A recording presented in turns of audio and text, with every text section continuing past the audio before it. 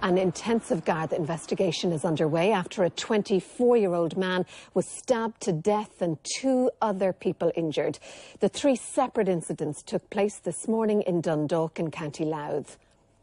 The attack began at 9 o'clock when a man was found dead on Avenue Road. At 9:32 a.m, a second man was stabbed at Coast Road. Around 8 minutes later, at 9:40, Gardaí received a 999 call to say a third man had been assaulted with a fence post at Seatown Place.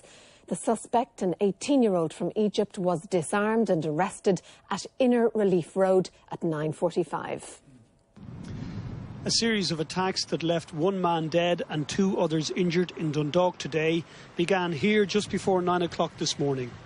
First, a 24-year-old Japanese man on his way to work was stabbed to death on Avenue Road.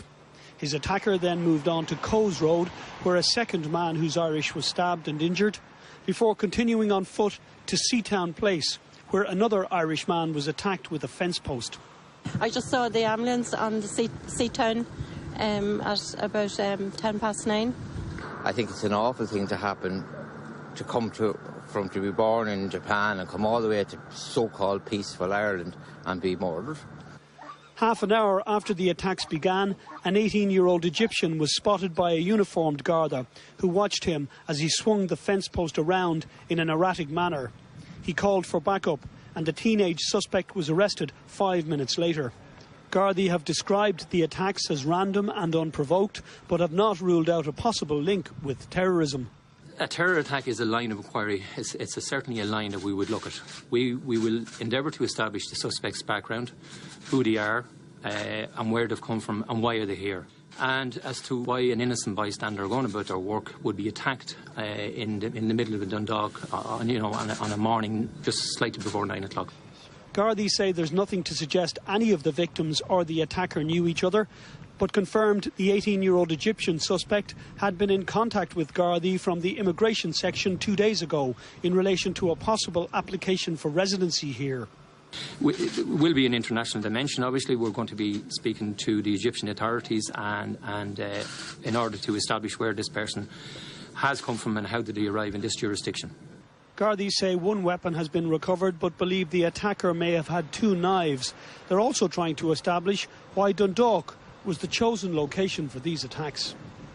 Well, let's get the very latest from Paul Reynolds. He joins us now from Dundalk. Paul, at this early stage, what else is known about the attacker, his background, his state of mental health, for example? Well, he remains in custody here behind us at Dundalk Garda Station tonight, Sharon. He can be questioned for a total of 24 hours. The Gardaí really only saying that at this stage they know he's 18 years of age, that he comes from Egypt.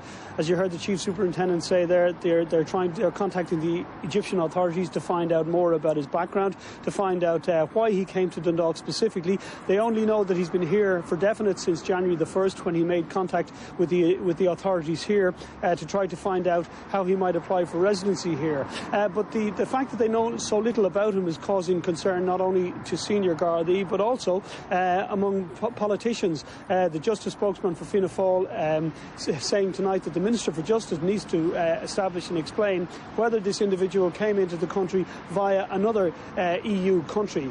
This is not just a local investigation with the Gardaí here, it also involves the National Specialist Units, the Immigration Department, the Computer Crime Unit, which are looking back now on this man's phones, his computers, what kind of websites he might have been on, and it also involves the Special Detective Unit, which is tasked with investigating terrorist incidents and terrorist offences in this country. The Chief Superintendent did mention that terrorism was 1 line of inquiry, but Gardaí insisting they're keeping all options open. Paul Reynolds in Dundalk, thank you.